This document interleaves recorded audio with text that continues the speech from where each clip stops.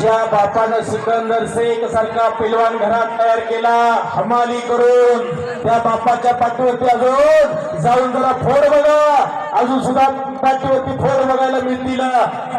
हमाली करून घरात एक असं तयार केला, संघर्ष करावा लागतो, कष्ट केला आणि देवाला सुद्धा लाल मातीची सेवा केली.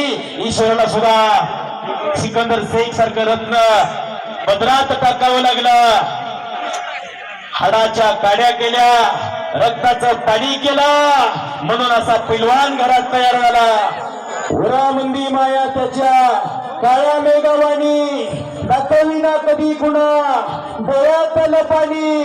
जिजू जिजू संसाराचा गाडा हाकला, वता मंदी हसू जरी कणा वाकला. गडीवर तू थांब जरा, ऐक त्याची धापर, लई अवघड हाई गड्या उंगाया बापर, उंगाया बापर, उंगाया बापर. आणि असा बापाने संघर्ष केला, हमाली केली आणि मग पोरगा घरात असा तयार झाला. बघायला सगळ्यांना प्रवास ऐकायला मला बोलायला सोपं आहे, तुम्हाला ऐकायला सोपं आहे, पण ज्याने 10-10, 20-20 वर्ष कष्ट केला, 20 वर्ष कष्ट करताना तो अनुभव कसा असेल.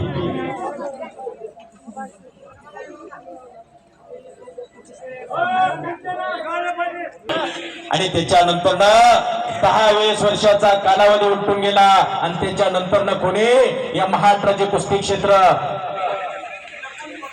या महाराष्ट्राच्या कुस्ती क्षेत्राचा क्या भारतामध्ये कोणी नाव केलं तर हरिश्चंद्र बिराजदार मामा.